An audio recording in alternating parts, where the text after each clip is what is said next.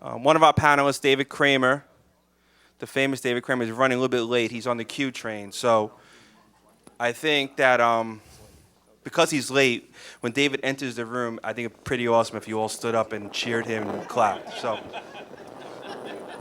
come on, let's make this happen. You know, it's an afternoon track. We got to liven it up and have some fun. My name is David Maundrell. I'm president of ApartmentsLofts.com, and happy to be a co-sponsor of this event with the Brooklyn Chamber of Commerce and, of course, Ofer Cohen, Melissa, and everyone at Terra CRG. I just wanted to say just very quickly, thank you, and awesome job to everyone involved here, from Lily, Susie, Ofer, Melissa, Adam Hess, everybody at Terra CRG, Carlo, and Lori, and Andrew at the Brooklyn Chamber. Great partners, and I think, once again, they've put together a fantastic event for us today, so we celebrate Brooklyn real estate.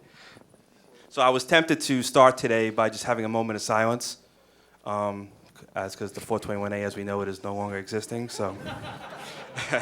Hopefully soon that'll be rectified and we can get back to business, right? So let's start with some brief introductions.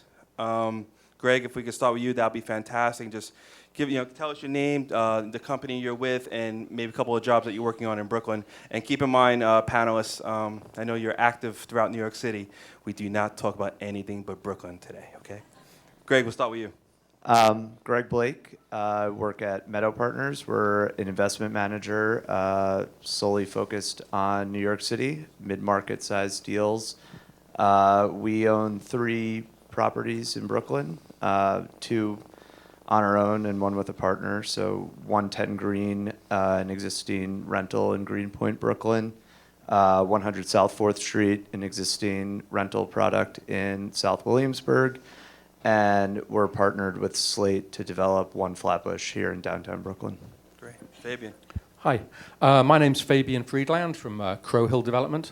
We've been developing in Manhattan and Brooklyn for about 20 years. Currently, we have 2 projects in Brooklyn. We have our big one, which is a HTC, a historic tax credit deal, which is the Nassau Brewing Company on the corner of Franklin Avenue and Bergen Street in Crown Heights. We do try and specialize on HTC deals for various reasons. One of them is because, as we know, it's difficult to find deals right now, so we do look for that niche. But in Brooklyn, we are also doing rental building in Flatbush on Newkirk, and we have a project in Rockaway Beach Boulevard. I know it's not Brooklyn, and a bunch of HTC stuff outside of New York City. Great. Alex. Hi, Alex Barrett, Barrett Design, a firm I founded in 2005. We are boutique condominium developers focused exclusively in Brooklyn. I'm raised in Brooklyn here as well. And at the moment we have 3 projects under development, 1 in Clinton Hill, 1 in Crown Heights, and the next will be in Boerum Hill. Hi, my name is Sidhu. I'm the founder of Megalith Capital Management. We are a predominantly residential owner and developer. In Brooklyn, we're backed by a series of discretionary funds. In Brooklyn, we have 2 development projects and a couple of multifamily assets in Park Slope. Our development assets are a rental project in Dumbo called 181 Front Street and a condo conversion 200 Water Street in partnership with Urban Realty Partners. So, hi everyone. My name is Chen. I'm the owner of ODA Architecture. I brought a cheat sheet. We currently work on a number of projects. The first one is Kent Avenue you saw this morning with Elliott Spitzer. We did a project on Bergen Street, Lorimer Street, 2 projects in Dumbo, 51J and 10J, 190 South 1st, 4th Avenue. We do a project tower in Albee Square, Franklin Avenue, Vanderbilt, 2 mega projects in Bushwick, and a few more smaller ones. Eran, I think you're ready to accept the next Grammy Award with your list over there. So great. So we have a good mix of rental condo developers, and Eran, as many of you know, is one of the more prolific architects in New York City right now, who's making his stamp on Brooklyn. So let's start talking about some of the jobs today. With the topic of our talk is pioneering developers or developers pioneering. So there's a lot of different ways we can go with it. So I want my panel, as we discussed offline, to kind of really interact with themselves, and we'll try to leave a good 10 minutes or so for some questions, because I'm sure usually these type of panels, when we're talking about the next frontier, so to speak, get a lot of questions. So I'm going to start with the man in the middle, Alex, because Alex is doing one of the more famous buildings in Brooklyn, which was formerly known as the Broken Angel development on Downing Street, which is doing fairly well from what I hear. Alex, tell us about the job a little bit briefly, and really more importantly, what attracted you to it? It was a really thrilling project from the very beginning, and what I didn't mention before, but some may know, is we do all our own design work, so we approach our projects as designers first. And so the Broken Angel building had already built into it such a rich history that attracted us to it initially. But once we got into the building and discovered that the Broken Angel chapter was really just one chapter in that building's history. It was built in the 1880s as a tenement building. And the building itself is quite a handsome masonry building, just like you find all over Brooklyn. And so what we ended up doing, what excited us about it and what drew us to the project was that artistic history that most people have read about on real estate blogs was, to us, a source of inspiration, but we also were excited to write sort of the next chapter of that artistic history. And we took some inspiration from what happened in the previous owner's tenure, but also wrote our own chapter, and we're excited about the way it turned out. Well, I know, Fabian, I know you're doing an adaptive reuse, with the Nassau Brewing. Greg, you took over 100 South 4th. Sam, you're doing 200 Water Street. And Eran, 51J, amongst other rehabs. What is your opinion? Because I get asked this question all the time, where there's actually people out there who believe that, new construction, white box is worth more than the rehab of an existing building. Eran, I'll throw this to you. What is your opinion on that? Do you agree with that, disagree with that? What are your thoughts on design, versus rehab versus new construction? Well, I think it really depends on the location and the building, because, as I like to say, building has a narrative, has a story that we tell through design, and as developers in the industry and architects, we collaborate to create that narrative, and then we sell that to people, and they kind of buy into that story. And the nice thing about rehabilitation is obviously you buy an historic story that was there for a while, and then you insert a new meaning, a new program to it. We've been very successful in the past doing that anywhere in the city, and then in Brooklyn, the project on J Street is quite amazing because the character of the neighborhood. You can't really talk about Dumbo without the terms of history and what happened there in the past 100 years, and I think that helped us to create that narrative for the building. There are difficulties with existing buildings, not only in terms of practical, just renovations are usually much more complex to build than new construction, and I feel sometimes we kind of force ourselves into situations where it's not necessarily a significant piece of architecture, and maybe it doesn't have the narrative in terms of the neighborhood that it belongs to that really gives the extra value, and therefore I think each project by itself should be very, very cautiously considered. And new construction obviously has its value as well. Everybody, Mr. David Kramer has arrived. Don't worry, I told him to do that. Right, I'm very sorry for interrupting you. Mr. Kramer's here now. We can begin. That's a good fun. Thanks, David. Glad you're here with me. David actually was working. He has a lot going on, so we all appreciate you finding time to get out here today, because he's definitely one of the more influential developers in Brooklyn right now. Sam, when you looked at 200 Water, on this rehab, Dumbo's not really more, pioneering, I guess, anymore, and probably hasn't been for the past, 8 to 10 years, maybe we'll say. But did you feel that people were going to pay more because of the existing structure there? You're not really offering views as much at 200, but did you feel, compared to the rental building behind you there, if it was the same price, would you pay more for 200 Water than you would the land? I think that we're pretty lucky with 200 Water Street. It's an old factory building with columns spaced out perfectly with huge factory-style windows. It's actually in the landmarks designation is designated as a daylight factory. So we have windows that have, height of 9 feet and width of, over 10 feet in some cases, that I think that were already existing. We may have sort of pulled them down a little bit or tweaked them a little bit around to sort of make them consistent across the building. So I think it created a very, very unique product. That in combination with the ceiling heights, which, are up from 12 to 14 feet on average for most of the floors, created a type of product that we would not have created or not had been able to create with new construction. Yeah, it doesn't exist. You can't redo it. Right. Even though we all try to touch New York's industrial past and recreating new construction, it's very difficult to do. What I've seen a lot of times is in a lot of these neighborhoods that are pioneering and emerging is the rehab buildings and are the ones that kind of kick it off. And then what happens is because you get the artist types and the creative types that kind of jump into those spaces, especially on the rental side, and then the new construction follows. Now, Fabian, is that something that you went into your thought process when you bought the Nassau Brewing Company? Because you bought that building in 08, is that correct? Yeah, we got our timing completely wrong on that one. We bought that in March 2008, about a week before the world ended. And like all good real estate developers, we always like to double down from project to project. But we had we got the location bet right. Obviously, in that interim, we managed to hang on to it. Franklin Avenue has become what it's become. We stayed very close to our lenders, Signature Bank, who worked with us on that, and we managed to hang on to it. It was a 150,000 square foot project, but we did lay off 100,000 of it. And Eran's actually building that. I don't know if you're aware of the fact that that's where it came from. But we did the unusual step of actually taking a building that wasn't landmarked and putting it on the National Historic Register, which enabled us to access all kinds of federal funds.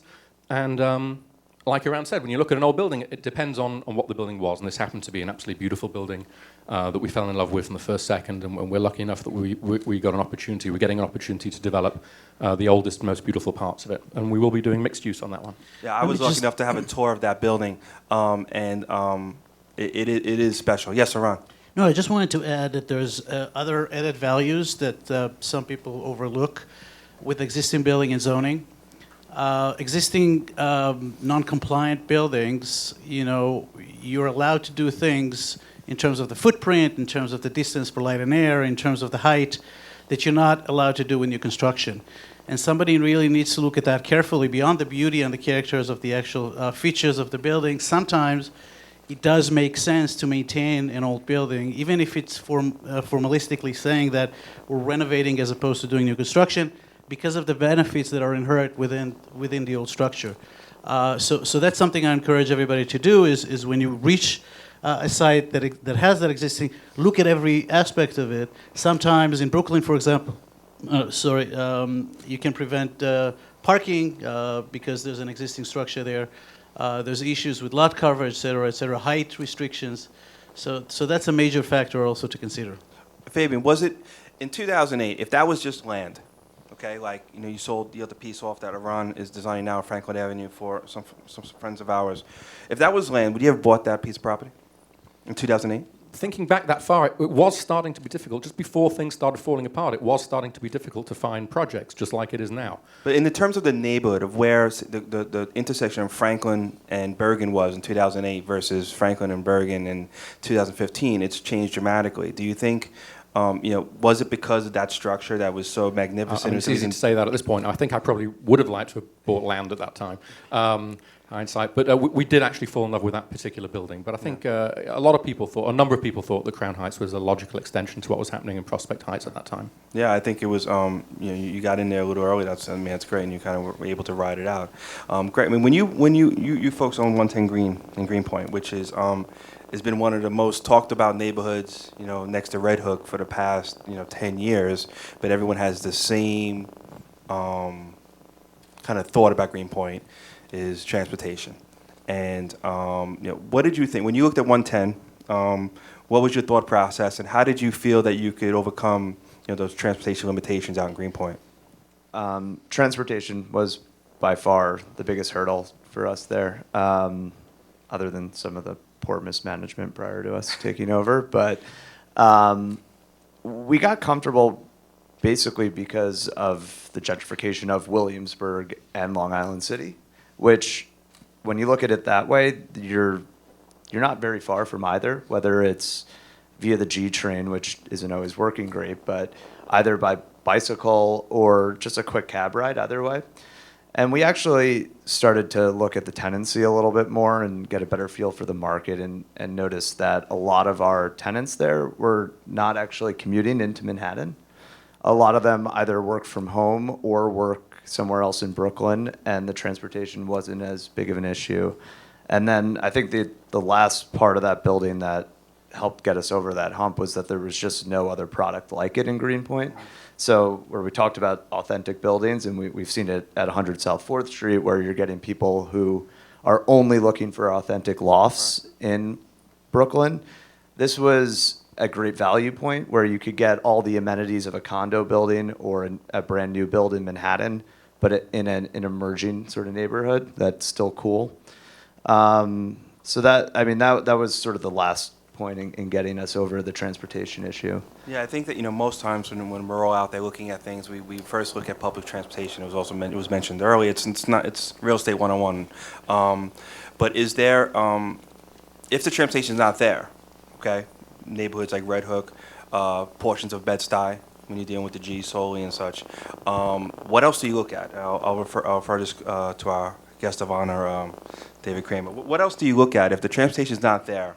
I know you've done some projects in after it has good transportation options, but what else would you look at to potentially find some rhyme or reason to a deal?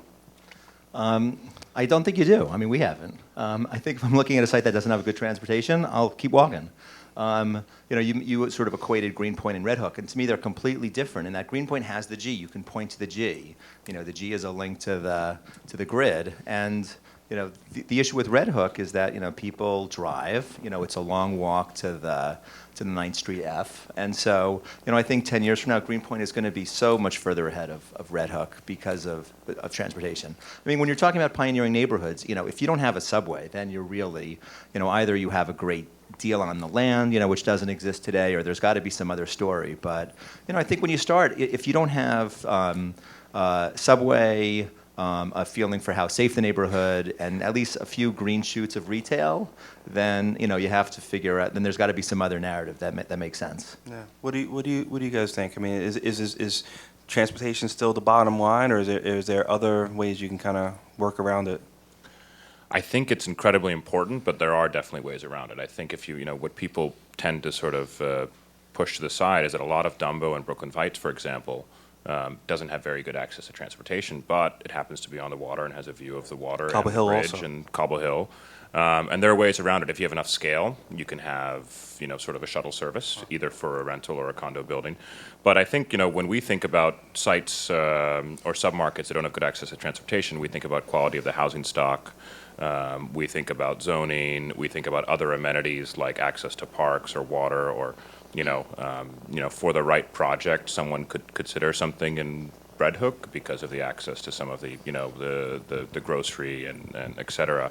But I tend to agree, especially if you're a long-term owner, not having access to transportation is makes it an uphill battle. So I'm going to make a general assumption. So all this office product that's being planned in Brooklyn right now is, I would think, a very big asset to the residential side of the business because, to your point, Greg, a lot of these folks are not running to the city. And if you've ever been down Bergen Street, right past 316 Bergen, which we had done with Naftali Group that Eran designed, it's literally a highway of bikes.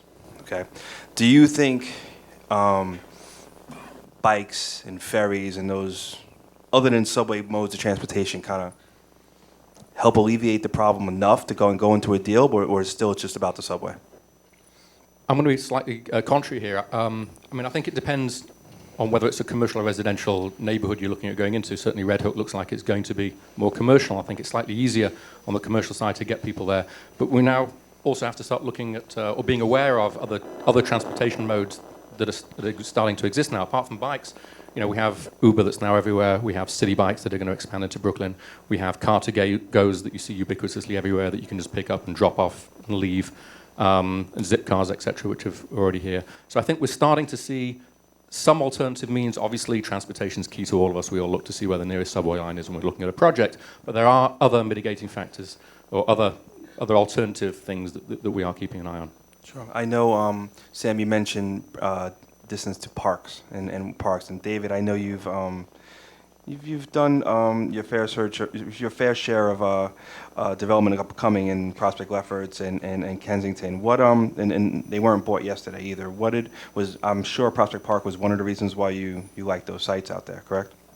Oh, huge. I mean, we looked at the fact that, there was Park Slope, but then there were all these other neighborhoods that were adjacent to Prospect Park. And when we looked at them, we're doing 626 Flatbush, we're doing 310 Clarkson, we're doing 22 Caton Place.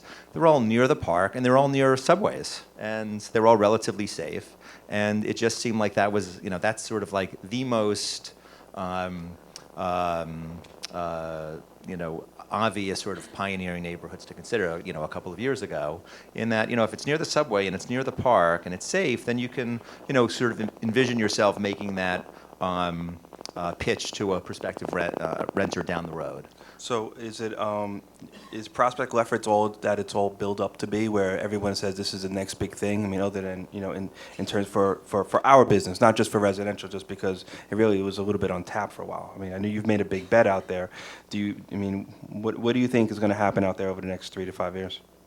I guess this is my point. I guess the point in the program where I say really good things about Prospect Lefferts Gardens. Yes. Obviously we're betting big there. We have 3 big projects there. But the truth is that, there's a lot of talk. Everybody always wants to know the next neighborhood. I think The Real Deal had a big article about Prospect Lefferts Gardens being the next neighborhood in the last issue.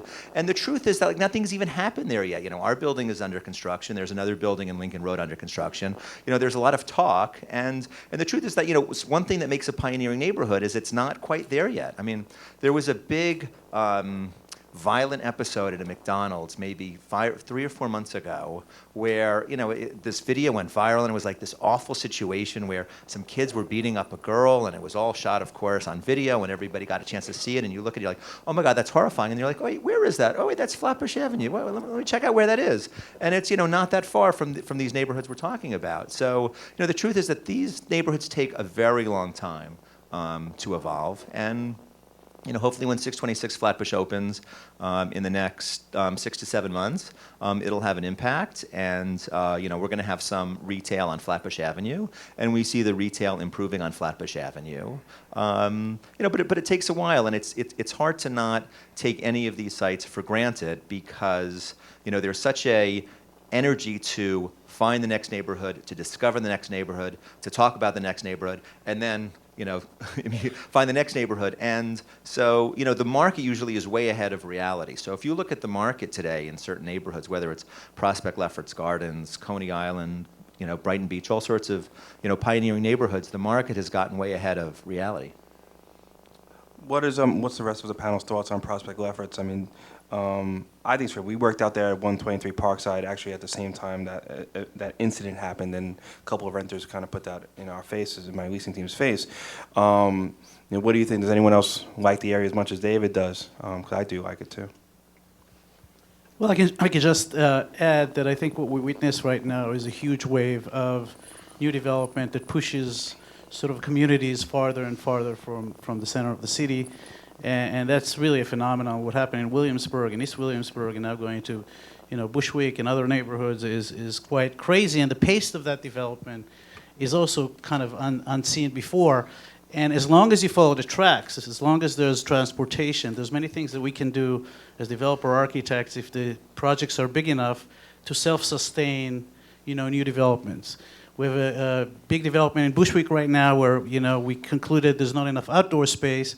Well, we've created our own outdoor space on the roof and bike lanes, et cetera, et cetera.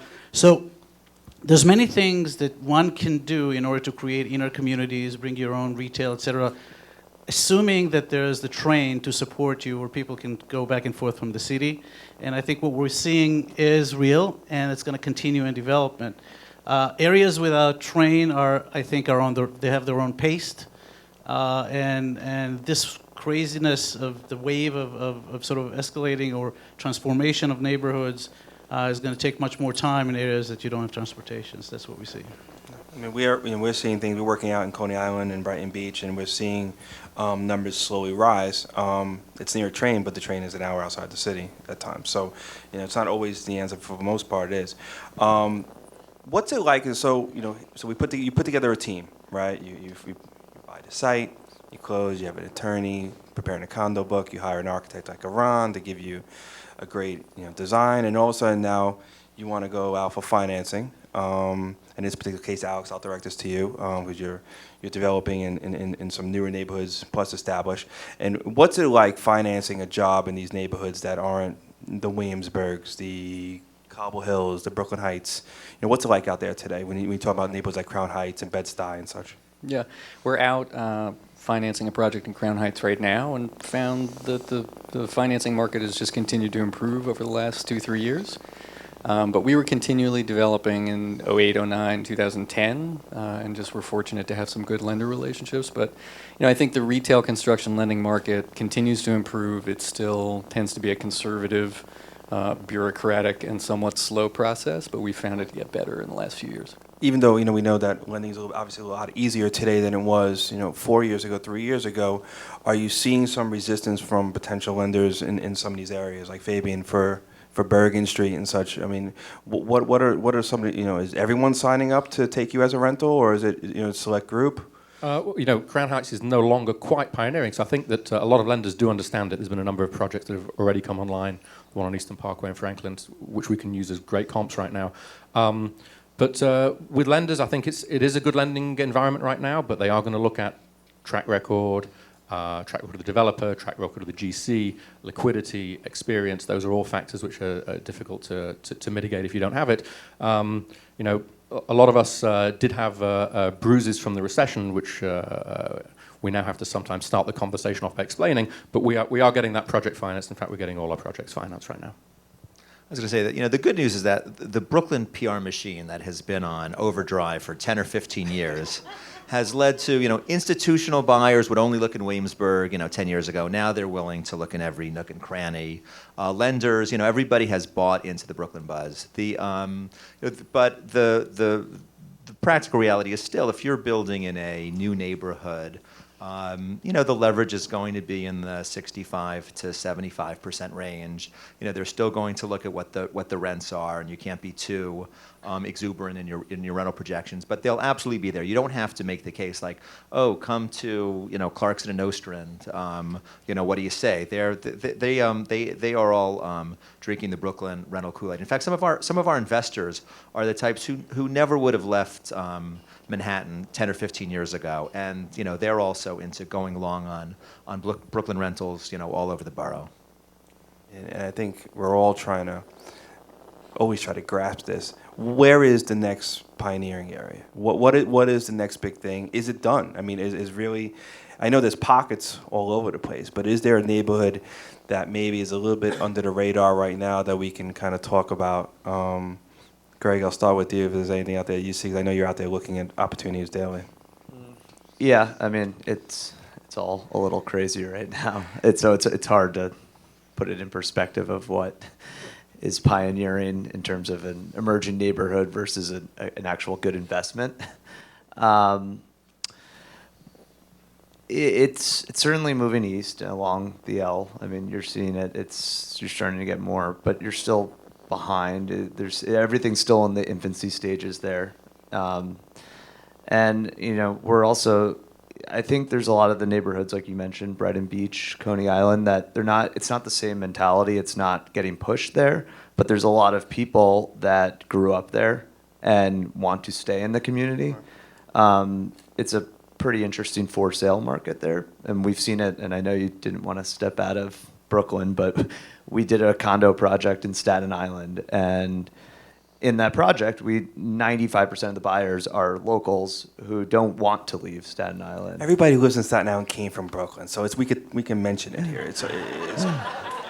But I think you see a lot of that dynamic in the Brighton Beaches, Coney Islands, and some of the more southern parts of Brooklyn. David, I know you've worked out there on Banner Avenue. What was your experience out there? Would you do it again? These days compared to when you did Banner? Yeah, I mean, we did a good purchase. We bought 2 buildings. Rents are in the low 30s, and so you can't build new construction with rents in the low 30s, and that's primarily what Hudson does. So we were fortunate to have a good buy on on a purchase. But the question is, will the rents in Brighton Beach and Coney Island catch up to the point where they can afford new construction? And maybe it's after the next recession when land prices go down. It's hard for us to find deals that work in Brighton Beach and Coney Island with rents and hard costs where they are. You can maybe either fool yourself into or not fool yourself into. Maybe it's a little reasonable to think about doing a condo in some of those neighborhoods. I know the Muss organization has a condo, really good site. It's going to have great views. I think their basis is good. So that's an example where a specific site, specific builder, that could work. But it's getting harder and harder. We've been walking around Hudson saying things like, where's the next Brooklyn? Because we've had a great time sort of riding the Brooklyn surf from subway station to subway station over the last 15 years. But at some point, it becomes a really long commute. Like Brighton Beach, we're right off the queue. It's 20 minutes to Barclays. So maybe if you work in downtown Brooklyn, that's not a horrendous commute. If you work in Midtown, it's a horrendous commute. And I feel that way about the Rockaways and Coney Island. So it's so we begin to think about, okay, what are other neighborhoods that make more sense from a transit standpoint? And heaven forbid they may not be in Brooklyn. Right. Yeah, most of the stuff that we're working on in South Brooklyn over there, we're really not as reliant upon folks who commute to Manhattan. For work, there's a whole other economy and a lot of other stuff going on, and in Queens and in Staten Island and such, where South Brooklyn is a good launching pad to get to those areas. One neighborhood that's being talked about a lot these days is East New York, because it's kind of always been the far reaches from where we are today and along the Queens border out there. What do we think about East New York? Possibility? East New York has great housing stock, and that's one of the things that we always look at. Apart from transportation, is there good old bones there? And my mother was born in East New York, and so there is beautiful houses there, and that's always a great start. Again, we focus on historic stuff, so we like to go where there's beautiful old buildings or just old buildings. If anybody has any beautiful old buildings, please talk to Offer so you can sell them to me. East New York is we're all keeping an eye on it. Obviously, what's happening with 421As is going to be a big factor, and I think it's something that everyone's got their eye on. I'm glad you brought that up because, for those who weren't at the earlier discussions, 421A was mentioned a bit. Sam, I know you're developing, in Dumbo. Alex, I don't think you don't have 421A. David, I don't know if any of your condo product doesn't have 421A. We talked about this on our call. This was something you brought up. We're kind of pioneering this. The Brooklyn condo boom has been based upon the 421A to this point. And then over the past year plus, we've rolled out product without the abatement for the most part, other than the old co-ops and such that have been there. How do you feel about this? It was discussed a little bit earlier, but how do you feel about a marketplace without 421A for condominiums, and are you continuing to be active? I think that the 421A has been most valuable to a lot of developers in recent years in Brooklyn for rental product, in the sense that right now it's frankly just untenable, regardless of what the 421A situation is. Frankly, just residential sort of land is pricing to condo. But nonetheless, I think rental projects even prior to that were untenable without the 421A. I think we're seeing it a little bit less on the condo side. It still makes a material impact, but part of that is the fact that we're building in some more prime neighborhoods where there's less of an impact on the end user for some of the taxes. So I think that where it is most valuable and where it will be most hurt, both from a developing standpoint as well as from an end user standpoint, is on the rental side. And hopefully that some sort of economic solution can come about and then come in weeks and months that can sort of allow for more. The only way to build affordable, the only way to build market, is to find some sort of solution on the 421A. Well, the state Senate is considering now an amendment to include condos back again, so that's still a possibility. I think the end game in part of this, as sort of everybody chips away at 421A and talks about these lucrative benefits for greedy developers, is that the big problem is that multifamily taxes are overtaxed, and it's an unfair system, and we can't really count on the state legislature to fix it because the state legislature can barely tie their own shoes in a timely manner. So heaven forbid fixing a very complicated tax system which overtaxes multifamily and office and undertaxes co-ops and single family. It's a very, very difficult political puzzle, which may have to be resolved someday by a class action suit by multifamily owners. And if you have a fairer tax system, then you wouldn't even need 421A. But until then, 421A has sort of been the band-aid to sort of help phase in very high taxes for rental and condo projects. And I'm still optimistic. I think that the mayor's plan that he worked on with Rebney is pretty brilliant and is a win-win, and it's going to create more affordable housing, and it doesn't screw developers in the process, and that some version of that is going to get passed in Albany. So we'll just sort of kick the can down the road for a few years. Does it does the lack of 421A and us being in a low interest rate environment for a very long time, does that keep you up at night a little bit, that we could be looking at potentially a creep up in interest rates, and then you don't have the 421A simultaneously? Does that worry you a bit as you work through your jobs right now? Not as a market rate condo developer, and that's exclusively what we've done today. We took advantage of 421A on new construction when it was available for market rate projects, but I may, at the risk of committing heresy in this room, I would say I'm also, I side with the mayor. I think 421A is not appropriate for market rate condominiums. It's the right policy to get rid of that. I'm about to open a building in Prospect Heights, and it's a small building. It's only 7 units. And there's 2 large apartments in there. One's a 3-bedroom, one is a 2-bedroom. And the 3-bedroom monthly tax is $1,050 a month. Yeah. I mean, we've been selling market rate condominiums now for probably 3 years without abatements, and we were worried about it at first. And we actually bought certificates for our first one.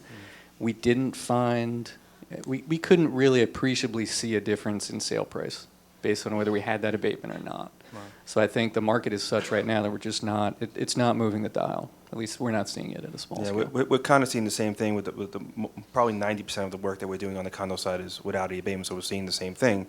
But we're also we're still enjoying some low rates. So I guess we'll see how it turns out. I mean, what do you think? I mean, do you think that how long of a run do we have ahead of us? In these pioneering neighborhoods, a lot of people believe that when you stretch out and you keep pushing deeper in.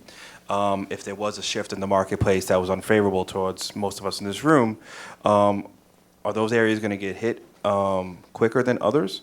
Because what we're seeing a lot of times is, I'd like to hear your opinion, and I'll tell you what I'm seeing. That's the risk of a pioneering neighborhood, is like, when everybody can be fat and stupid and do great, we all love pioneering neighborhoods and we're looking for the next one. But I can tell you, it's no fun selling condos in Bushwick in 2009, because when there's a softening, then everybody's like, screw these pioneering neighborhoods, I can afford a real neighborhood. And, it makes a big difference if, things get soft. All of a sudden, like, oh, why Bushwick when I can afford Williamsburg? And so the lesson we learned is that when you're a pioneering neighborhood, rental makes a lot more sense because it's much less timing sensitive if you are not over leveraged.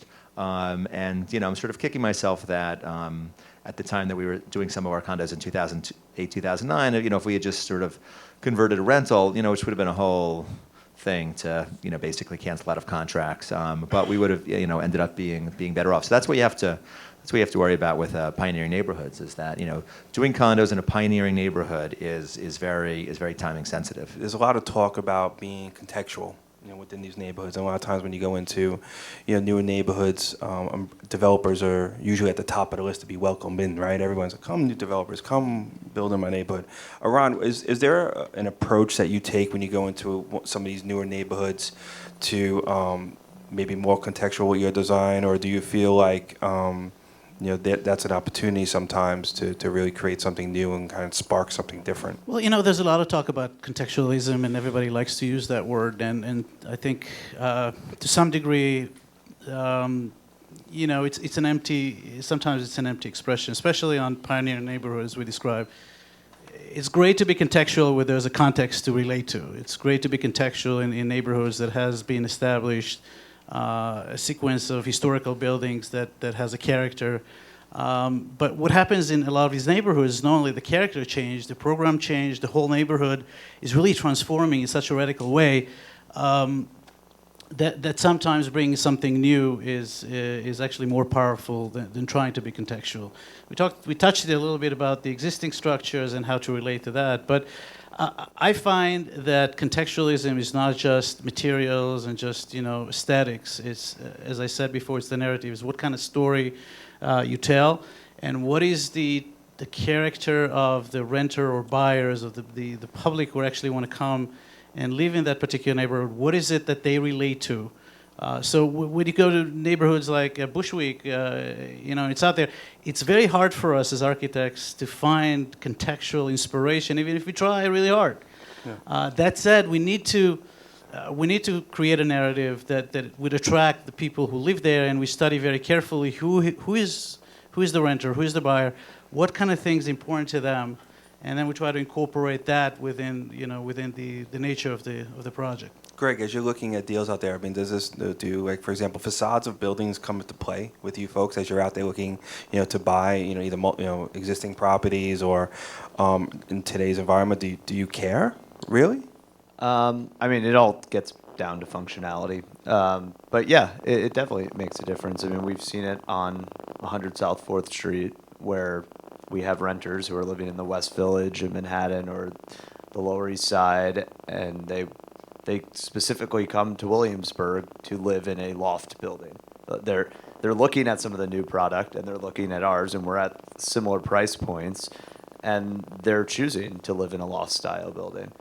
So it definitely makes a difference, and I mean, as we start looking more at commercial projects in these neighborhoods, it also makes a difference because a lot of the tenants that want to open up offices in these neighborhoods, if they're not going to compare a brand new glass building to a Manhattan building, I mean, why wouldn't you just be in Manhattan then? Mm-hmm. Is most of the case.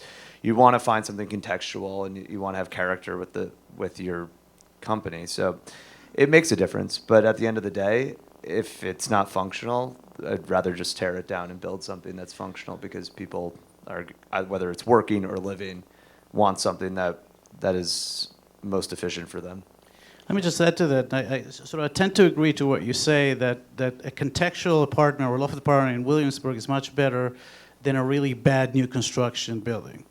And unfortunately, a lot of the up-and-coming neighborhoods, there is a lot of really bad architectural buildings that are being built because of the obvious reasons. It's the budget, et cetera, limits developers to be able to think beyond the box. And what you get is either the old loft buildings or a really bad contemporary building. And obviously, the choice is clear. What we're trying to do, and I think encourage more and more to do, because it's not really just a matter of budget, is to come up with the unique solutions that are different in those different apartments, in those different neighborhoods. And then all of a sudden, the comparison is different. Do I want a loft building in Williamsburg, or do I want a really special product that is unique and new and fresh and represents who we are, as a generation coming into Williamsburg? And there's not enough of that product. I think I know your answer to this, but I'll ask it anyway. I mean, do you feel that, in today's Brooklyn environment where we do have this strong creative set as our base, are they, on a rental standpoint alone, do you think that it makes a difference to do something a little bit nicer on a rental side versus just doing something more typical? I'll start with you, Eran. Well, of course I would say yes. I know. Otherwise, I've no job tomorrow. But I think I have an explanation to this. I think that what happens is, especially a rental market, they all, to some degree, compromise on location. I mean, right? We all would like to live in Tribeca, but we kind of fall back into Brooklyn. There are places in Brooklyn people prefer to live in. But even that, there's compromise based on price. So I think people are open to the fact that they're going to compromise on location, but what's important to them is the product. And some would not compromise on the product, but would compromise on the location, which is very informative because it means that the right product, even not in an A place, but in a B or C place, location, if you put the right product, people would come because there is an inherent compromise already in the neighborhood. And so the answer is absolutely yes. I think we see from our experience huge premiums, not only on condo but on rentals, and especially in up-and-coming neighborhoods. When you bring the right product, people would pay premiums to be there. Alex, I know you handle the design for your projects. Are you doing anything? Are you thinking along those lines as you go into some of these areas where you're really kind of more setting the market? Yeah, no, that's always been our central thesis, is that better design adds value. And I think sometimes there's a tendency in the real estate market to think that good design is too expensive, and in emerging markets you can't afford it. But we wholly disagree. We think that good design actually isn't all that much more expensive than bad design, but it's a whole lot better. So that's definitely our thesis. Sam, different between Front Street and compared to Water being a rehab of an old industrial building, and Front Street being new construction. How did you look at it from that standpoint? Obviously, at Water Street, you're going to rely on some of those bones of that building. How did you look at handling Front Street? Because obviously Dumbo is a high-end market where you're probably looking to get in excess of 65 a square foot. Right. So I think we spent a lot of time thinking about the public spaces and the facade to make sure that firstly the building was contextual and looked like a Class A rental building relative to the brick and some of the historic buildings that are sort of near us. So I thought that was, I think that was a very, very important thing. The second thing that we thought about, in the rental building were just the amenities, right? Brooklyn on its own has to offer something at least comparable to, or in some cases at a premium to, other prime neighborhoods outside of Brooklyn. I won't say the word. And, I think, from a construction standpoint, I think we had the benefit on our Dumbo projects in the sense that while we have one condo and one rental, they were purchased at the same land basis or relative land basis. So we chose to go rental, which meant that we weren't as concerned about the relative margins. So yes, we used the bones of our existing factory that we converted into condos, but absent some extra design and some appliances and fixtures, we more or less were spending within a similar price range on the hard cost budget. So we feel that, minus some tweaks to some HVAC and stuff like that, we think that, our rental building is going to be a Class A prime luxury rental building. That's what we felt we needed to deliver in a prime, Brooklyn neighborhood like Dumbo, but also when you compare it, when people are paying top dollar, even on, compared to Manhattan, you really need to make sure that, especially if you're a long-term owner, that you have something that not only differentiates itself when you built it, but also continues to stand out over the next 5 to 10 years. Great. Well, Dumbo welcomes Front Street. So we have 5 minutes left. David, would you like to? I was just going to say, I think you have it completely backwards. When you're in a pioneering neighborhood, you want to over-design. You want people to walk in and say, oh my God, this is the center of the world. This is beautiful. Our Banner Avenue apartments are fantastic. They can compare to, other interiors. And that's what you want when you have a pioneering neighborhood. You want to, and from a business standpoint, you want to be aspirational and not just worry about rents on day one, but rents, in the 10th year. We just sold the Hudson East in the East Village that we built in 1995. And, for years after we did the Hudson East, I was kicking myself. We did 8-foot ceilings. You can see the plank seams in the ceiling, popcorn spray ceilings.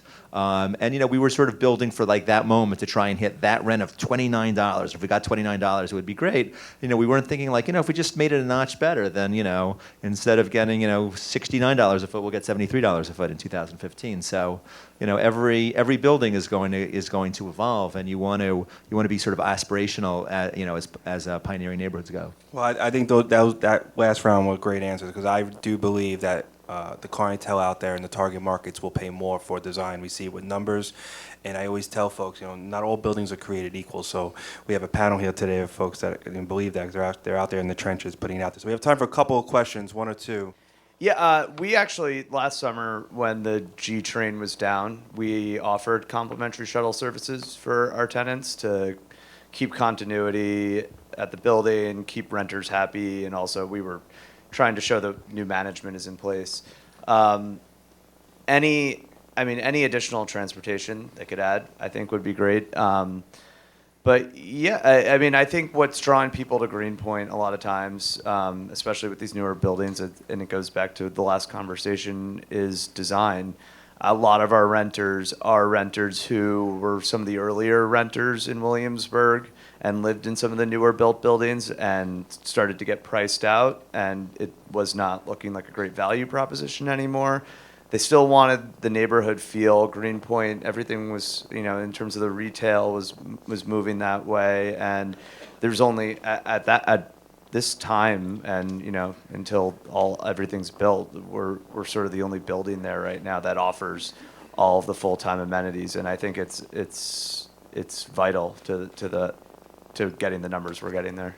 Before I take one more question, I want to ask each of you if you could choose one neighborhood in more of these more emerging markets, pioneer markets, to start a job today, which would it be? David, I'll start with you. Could you repeat the question? If you can choose any of the new I'm emerging stalling. pioneer neighborhoods to start a new job today, we'll just keep it simple. We'll say rental. Which would it be? In Brooklyn? Yes, sir. Yeah, that's right. I mean, you were late to the event. At least you could, Yeah, speed this one up. I apologize for my tardiness. And I'm not allowed to say things like Prospect Leffers Gardens. Does that still count? I think to an extent, yes, it does. It counts. I'll say Kensington Windsor Terrace. Greg? Does rezoning count? Yes. I don't know, maybe it doesn't qualify anymore as pioneering, but Gowanus, I think, is going to continue to get better. You just took my answer, unfortunately. Go on us for sure. I mean, anything in Bed-Stuy all the way out east by transportation, if we can get anything around there, we'd jump on it. So certainly. Alex? I'm a big Crown Heights fan. I don't know that qualifies as pioneering anymore, but East Williamsburg. How deep is east? As close to Bushwick as you can get before crossing the border. Yeah, baby. Eran? Yeah, I'd say Bushwick. I think that the scenery today in Bushwick and cultural kind of action and energy that is there is unbelievable. And actually, we're working on about 1,500 new apartments in Bushwick, and there's 2 major commercial projects that are going to be developed. And so, sort of my perspective is that this neighborhood is going to explode big time. I also think that, I think if you're familiar with the art scene there and the galleries on the weekends and what's going on there with the bars and restaurants, this is, I think this is just the tip of the iceberg for Bushwick. I agree with Bushwick. It's kind of insane out there. My vote would be Sunset Park because I think I don't think you can undervalue what is happening in Industry City and what those folks out there have been able to do and kind of with that whole industrial complex, which is massive. So we have probably 1 or 2 questions. No more questions? All right, everyone, I'd like to get a round of applause for our panelists. Thank them for taking time out of their busy days to join us.